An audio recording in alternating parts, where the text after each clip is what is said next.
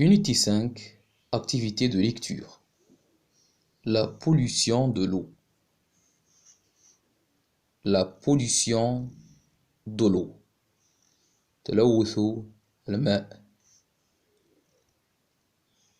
Quand on met des engrais dans la terre, عندما نضع الأسمدة في الأرض, ces engrais peuvent se mélanger à l'eau des sources et des rivières. هذه الأسمدة يمكن أن تختلط بالماء والأنهار. L'eau devient polluée. يصبح الماء ملوثا. Il peut être alors dangereuse pour notre santé. يمكن أن يصبح إذن خطيرا على صحتنا.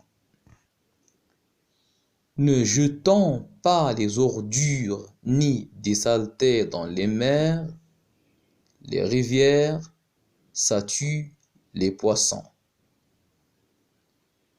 لا نلقي بالأزبال وبقايا الأزبال في البحر وفي البحار والأنهار لأنه يقتل الأسماك.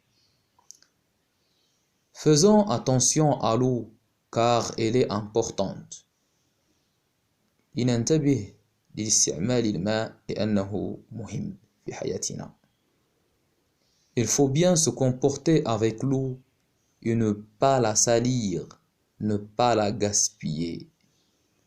لنحسن استعمالنا مع الماء, لا نلوثه ولا نضيعه.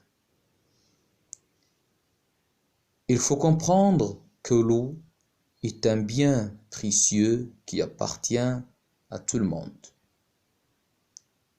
يجب أن نفهم أن الماء مهم في حياتنا وهو ملك للجميع. Alors, إذن, comportons-nous de bonne manière avec l'eau. Comportons-nous لنتعامل بحسن مع الماء. Dans ce texte, nous avons l'utilisation de ce qu'on appelle l'impératif. Ne jetons pas. Ne jetons pas. لا نلقي. Faisons attention. Faisons attention. لننتبه أكثر. Donc, je passe maintenant aux questions pour répondre aux questions. Nous avons j'écoute et je comprends. Que font les engrais à l'eau? Que font les engrais à l'eau? ماذا تفعل الأسمدة للماء? Je reviens au texte pour lire. Quand on met des engrais dans la terre, ces engrais peuvent se mélanger à l'eau des sources et des rivières. L'eau devient polluée. Donc, les engrais polluent l'eau. La réponse est les engrais polluent l'eau. الأسمدة تلوث الماء. Les engrais polluent l'eau. La deuxième question. Que faut-il faire pour protéger la mer et la rivière? Que faut-il faire pour protéger la mer et la rivière? ماذا يمكن فعله لحماية البحار والأنهار? Dans le texte, il y a ne jetons pas les ordures ni des saletés dans les mers, les rivières, ça tue les poissons. Donc, que faut-il faire pour protéger la mer et la rivière? Il ne faut pas jeter des ordures ni des saletés dans les mers. Donc la réponse est ne jetons pas les ordures ni des saletés dans les mers, les rivières. Question 3. Comment met-on en danger les poissons? Comment met-on en danger les poissons? كيف نضع الأسماك في خطر؟ Comment met-on en danger les poissons? Donc dans le texte, il y a toujours on met les poissons en danger quand on jette des ordures et des saletés dans les mers et les rivières. Quand on jette les ordures et les saletés dans les mers, on met les poissons en danger parce que les ordures et les saletés tuent les poissons. Donc la réponse,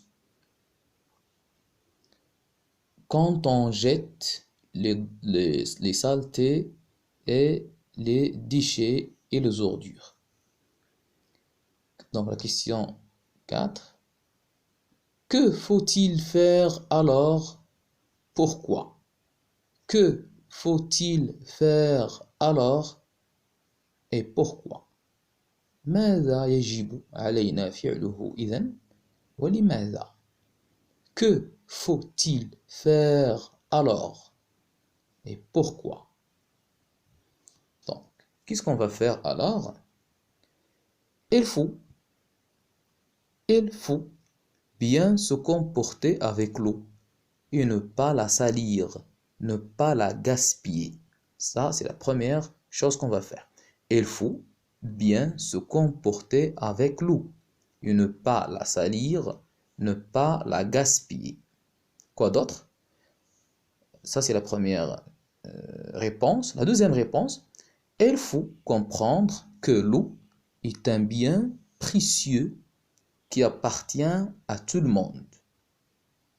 Il faut comprendre que l'eau est un bien précieux qui appartient à tout le monde. Quoi d'autre également? La troisième réponse, le jawab thalith. Comportons-nous de bonne manière avec l'eau. Comportons-nous de bonne manière avec l'eau. Voilà donc les réponses aux questions de la compréhension. Comment peut-on comprendre le texte? Merci beaucoup, chers élèves, pour votre attention.